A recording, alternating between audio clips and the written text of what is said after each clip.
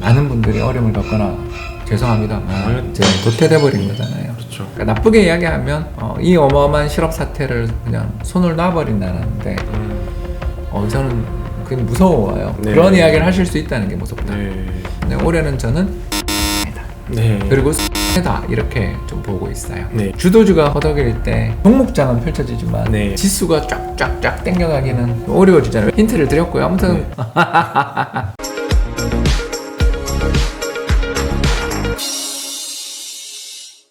안녕하십니까 매부리TV 시청자 여러분, 오늘은 홍춘욱 EAR 리서치 대표님 모시고 말씀 나눠보겠습니다. 자기소개 뭐 필요 없을 것 같습니다. 워낙 좀 유명하신 분이고 자주 나와보셨기 때문에 이미 여러분 아실 거라 생각하고 바로 질문부터 들어가도록 하겠습니다.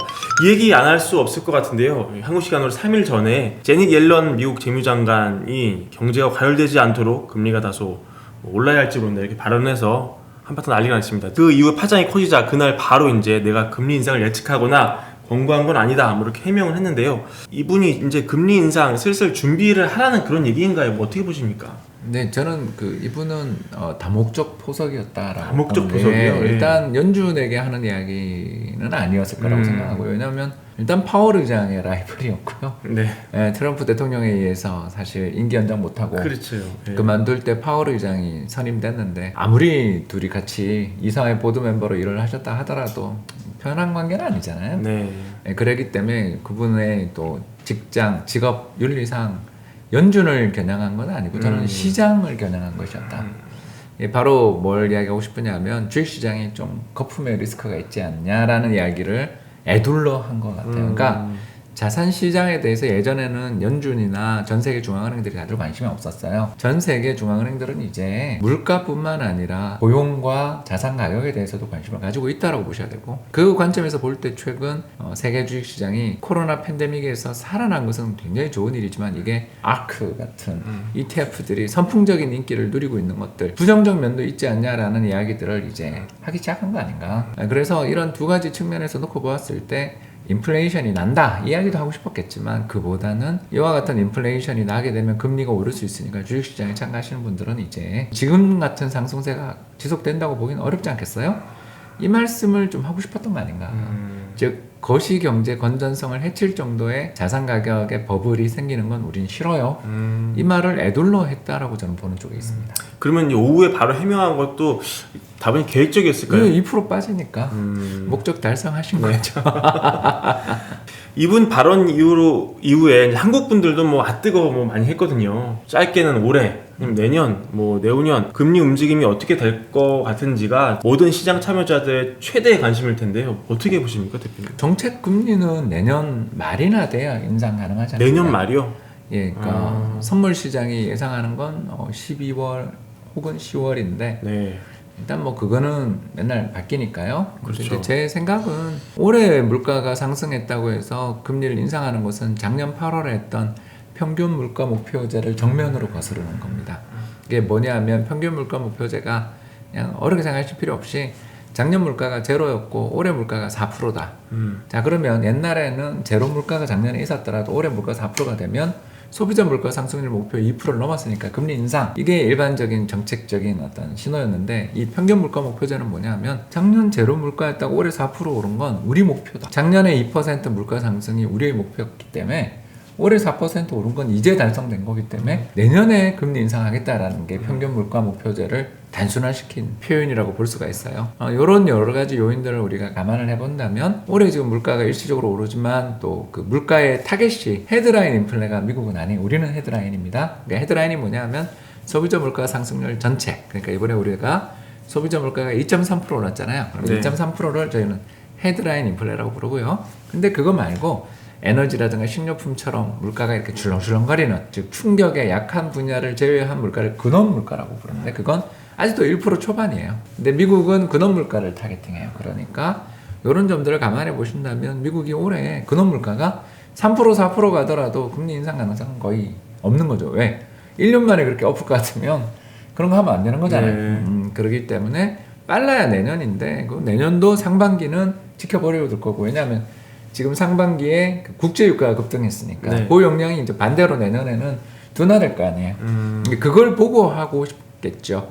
그렇기 때문에 이런 점들을 생각해 보면 또 내년에 11월 미국 중간 선거도 있으니까 아무리 정치 일정을 안 살피고 독립적인 기관이라 하더라도 중앙은행이 그렇게 또 정부 눈치를 아예 안 보는 건 아니니까 이런저런 걸 놓고 보면 그래서 금융시장 참가자들은 내년 말 아니겠냐 빨라야 그렇게 예상을 하는 것이고요. 저 역시 이런 전망은 일리 있다 이렇게 생각합니다. 네, 한국 물가 얘기해 주셨습니다. 2.3% 올라서 이게 상승률이 보니까 44개월 만에 최고라고 하더라고요. 뭐 기저효과도 있었고 뭐 대파 같은 야채 많이 올랐는데 그래서 요 한국도 금 인플레이션 잡기 위해서 금리 인상을 본격적으로 검토하고 있는 게 아니냐 이런 얘기도 있던데 뭐 어느 칼럼을 보니까 한국이 먼저 올릴 수 있다 뭐 이런 극단적인 주장을 하는 분도 있더라고요. 실제로 우리 김중수 총재 시절에 먼저 올렸습니다. 미국은 아시는 것처럼 2014년 말까지 정책 금리를 8년 동안 동결했죠. 2007년 8년에 인하한 다음부터 거의 8년 가까이 동결을 했으니까요. 왜냐하면 이제 그전 2006년부터 인하했으니까. 네.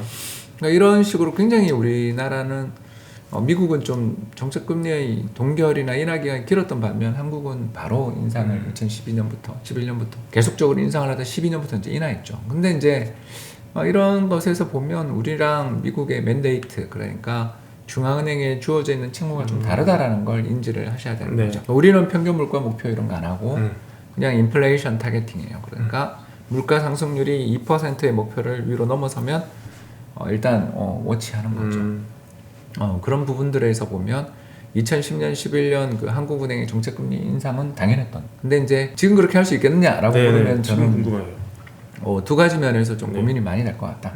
일단 첫 번째 아무리 우리가 고용을 안 본다지만 외환위기 이후 지금 최대 실업 사태인데 그러게요. 먼저 고용지표 또 지난 4월달 지표를 또 보면 뭐 나오겠지만 아무튼 우리는 과연 내수 쪽이나 이쪽에서 고용이 늘어날 것이냐 이거에 대해서 우리가 자신이 없고 두 번째 아까도 잠깐 설명드렸습니다만 정부는 헤드라인 인플레이션을 타겟팅합니다만 근원 인플레, 코어 인플레이션은 1% 초반이거든요.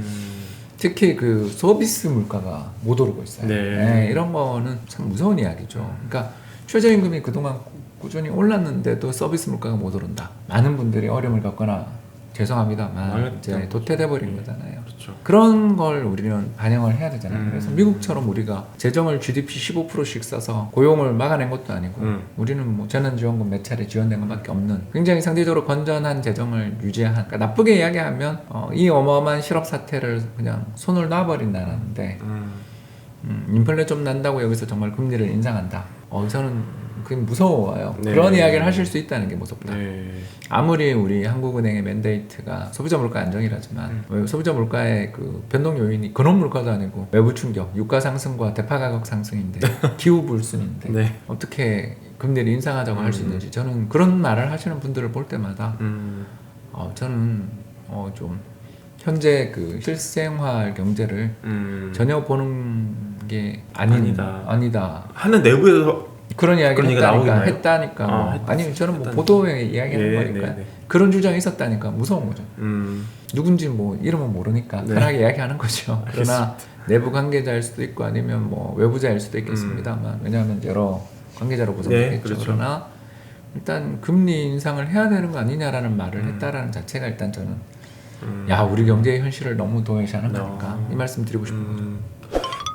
미국이 빠르면 내년 말쯤 올릴 수 있다고 보신다면은 한국은 그럼 언제쯤 올릴 수 있다고 보세요? 저희도 이제 내년 봄에 또 장미 대선이 있으니까 대선 끝나고 난 다음에는 가능성은 없진 않다. 그러나 이번에는 좀 미국 따라했으면 좋겠다. 미국보다 뒤로 했으면 좋겠다. 뭐 미국 하는 걸 보고 따라했으면 좋겠다라는 게 이제 아까 두 번째 이야기 안 했는데 최근에 우리나라 경기가 좋아지는 요인 중에 거의 99%는 수출이에요. 근데 수출이 좋아진 건 이제 우리 기업들이 경쟁력이 아주 강하기 때문이기도 하고 또 미국과 중국 간의 무역 분쟁 속에서 강력한 경쟁자였던 중국 기업들이 쓰러진 면도 있죠. SMIC라든가 화웨이라든가 뭐 이런 기업들이 최근에 엄청 어려움을 겪고 있잖아요. 그건 좋은 일인데 그것과 함께 또 다른 측면을 생각해 보면 우리나라 환율이 한때 1,300원까지 가고 지금도 1,100원대 있기 때문이었는데 미국 동결하는데 우리가 금리를 막 인상했다. 지금도 높은데 미국보다 높죠.